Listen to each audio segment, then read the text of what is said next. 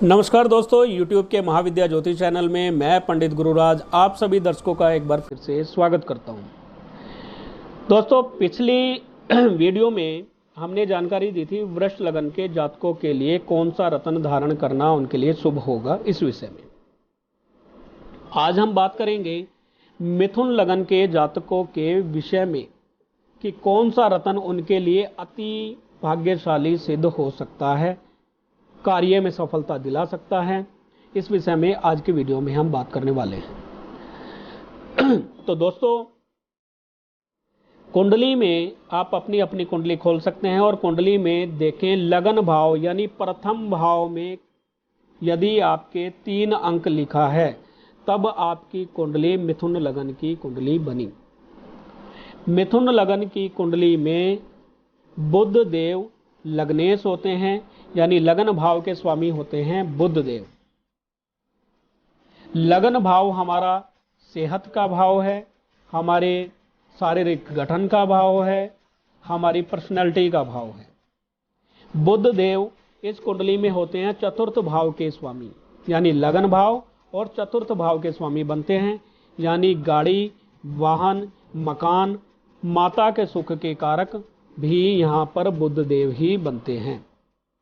यदि आपकी कुंडली में बुध देव 3, 6, 8, 12वें भाव में नहीं है या नीच राशि मीन राशि में नहीं पड़े हुए हैं, तब आप बुध का पन्ना रत्न धारण कर सकते हैं। बुध का पन्ना रत्न धारण करते हुए आप याद रखें, बुध कुंडली के 3, 6, 8, 12वें भाव में ना हो, मीन राशि में ना पड़ा हुआ हो, और यदि 12 ही भावों में बुध देव सूर्य से अस्त पड़े हुए हैं तब आप बुध का पन्ना रत्न धारण कर सकते हैं, फिर चाहे कुंडली के 3, 6, 8, 12वें भाव में ही क्यों न बुध देव पड़े हों। तो यदि अस्त हालत में बुध देव हैं तब आप बुध का पन्ना रत्न धारण कर सकते हैं। रत्न धारण करने की विधि क्या है? आप पन्ना रत्न अपनी सबसे छोटी उंगली यानी चीची उंगली में धारण करेंगे। रत्न आप चांदी में धारण करेंगे। रत्न को धारण करने का दिन है बुधवार, और रत्न धारण करने की विधि यह है कि रत्न को तैयार करा के, रिंग तैयार करा के चांदी में आप एक दिन पहले यानी बुधवार से एक दिन पहले मंगलवार रात को कच्ची लस्सी में दूध और जल मिलाकर उसके घोल में डाल दें। अगले दिन सुबह स्नान करके पवित्र होकर गणपति जी का ध्यान करते हुए अपने घर में, मंदिर में या बाहर मंदिर में आप गणपति जी का ध्यान करते हुए एक मंत्र का पाठ करें। मंत्र है ओम ब्राम ब्रीम ब्रौम सह बुद्धाय नमः। फिर से सुन लें, ओम ब्राम ब्रीम ब्रौम सह बुद्धाय नमः। इस मंत्र का पाठ करते हुए आप बुध का रत्न अपनी चीची उंगली में धारण कर सकते हैं, और चौथे भाव से रिलेटेड सुख यानी माता, गाड़ी, वाहन का सुख ले सकते हैं, सेहत का सुख ले सकते हैं, अपनी पर्सनैलिटी में बढ़ोतरी कर सकते हैं।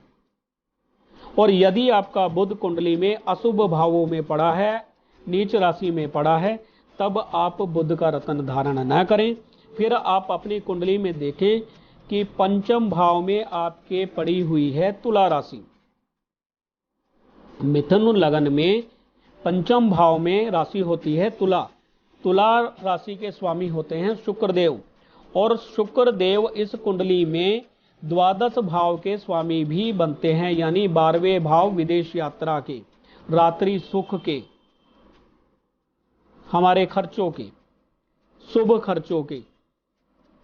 और पंचम भाव हमारा होता है विद्या का, संतान का, लव अफेयर का, लॉटरी सट्टे का, अचानक धन लाभ का, मंत्र शक्ति का, मंत्र शक्ति से लाभ का, हमारे पूजा पाठ का। तो यदि हम पंचम भाव से रिलेटेड सुख लेना चाहते हैं, द्वादश भाव हमारी विदेश यात्रा का, विदेश में सेटलमेंट का भी है, तो अगर हम विदेश में सेटलमेंट चाहते हैं और हमारी कुंडली में शुक्र देव अच्छी स्थिति में यानी 3, 6, 8, 12वें भाव में नहीं हैं और नीच राशि कन्या राशि में नहीं पड़े हुए हैं, तब हम शुक्र का हीरा रत्न धारण कर सकते हैं। यदि हम हीरा रत्न धारण करने में समर्थ नहीं हैं तो मोजोनाइट धारण कर सकते हैं। अगर आप मोजोनाइट भी धारण करने में समर्थ नहीं हैं तो आप ओपल धारण कर सकते हैं। और अगर आप ओपल भी नहीं धारण कर सकते हैं तब आप अमेरिकन डायमंड यानी जरकन भी धारण कर सकते हैं। धारण करने की विधि क्या है?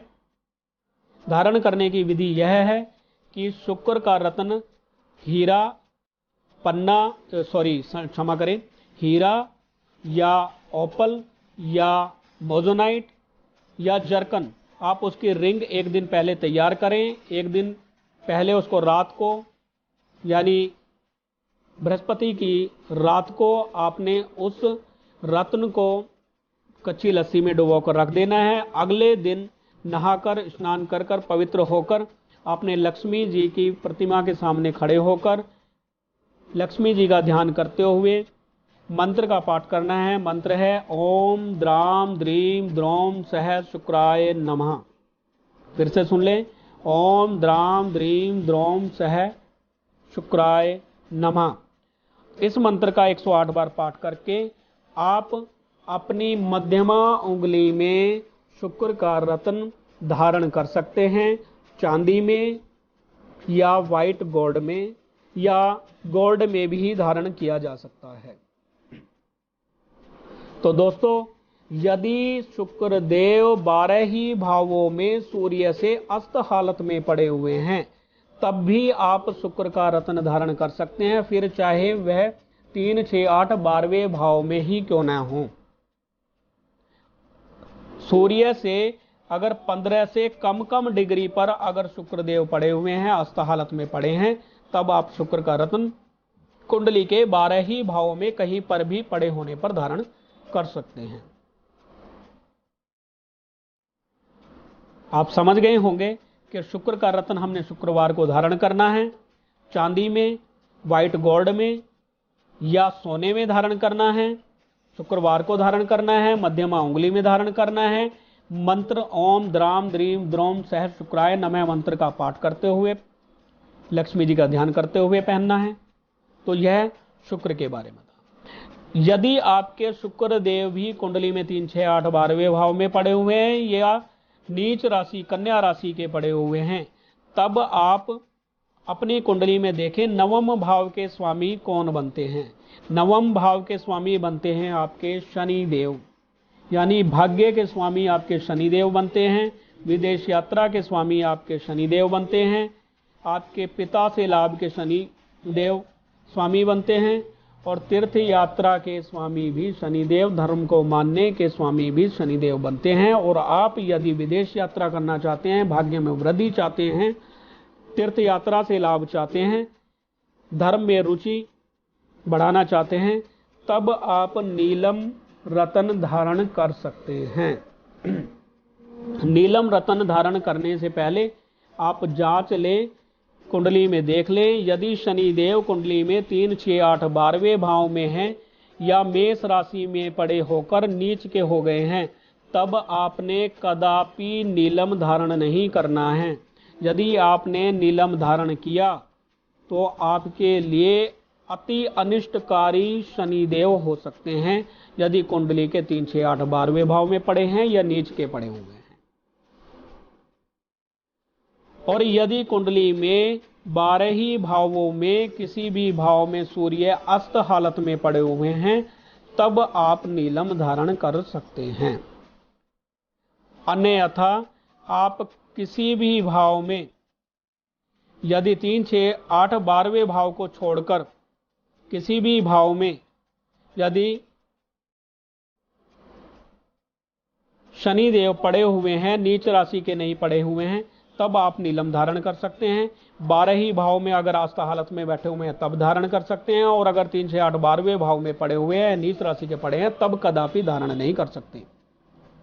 कभी भी आपने नीलम भूल कर भी धारण नहीं करना है यदि कुंडली के 3, 6, 8, 12वें भाव में है या नीच राशि के पड़े हुए हैं।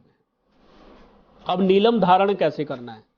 सबसे पहले तो आप नीलम रत्न को जांच लें, यानी नीलम को अपने रात को सिरहाने रखकर शनिवार की रात को देखें, कि आपको सपने किस तरह के आते हैं। यदि आपको अशुभ सपने आते हैं तो नीलम कदापि धारण ना करें, भले ही चाहे आपकी कुंडली में अच्छे घर में ही क्यों ना हो। और अगर आपको शुभ सपने आते हैं, फिर आपने 2 दिन नीलम को किसी टेप से अपनी मध्यमा उंगली में या हाथ में बांधकर आपने देखना है कि 2 दिन 3 दिन आपको कोई अशुभ परिणाम तो नहीं मिल रहा है। और अगर आपको कोई अशुभ परिणाम नहीं मिल रहा है तब आप नीलम धारण कर सकते हैं। नीलम धारण करने के लिए नीलम को आप सोने में धारण कर सकते हैं, अष्टधातु में धारण कर सकते हैं, चांदी में आपने कदापि धारण नहीं करना है।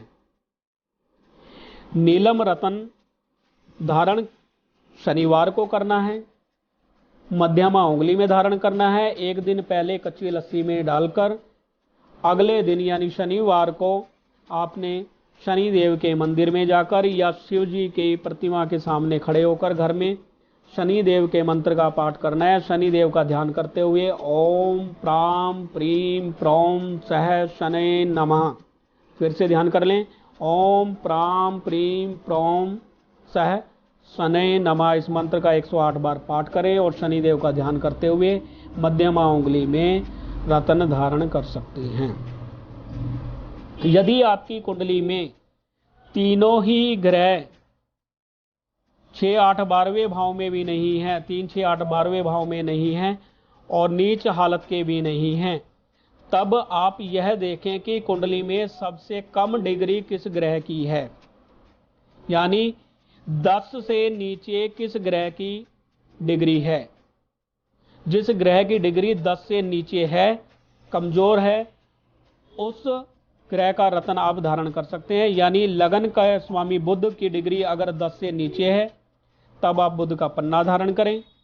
यदि शुक्र की डिग्री 10 से नीचे है, कमजोर हालत में है, तब शुक्र का रत्न आप हीरा धारण करें या मोजोनाइट या ओपल धारण करें।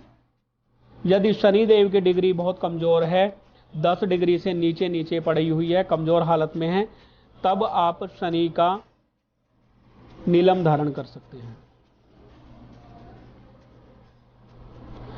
इस प्रकार जिस ग्रह की डिग्री कमजोर है और कुंडली में अच्छी हालत में पड़ा हुआ है, उसका रत्न आप धारण कर सकते हैं। उम्मीद है आज की वीडियो से आपको बहुत अच्छी जानकारी मिली होगी, वीडियो आपको पसंद आई होगी। वीडियो को लाइक करें, शेयर करें, चैनल को सब्सक्राइब भी कर लें। फिर मिलेंगे, तब तक के लिए नमस्कार।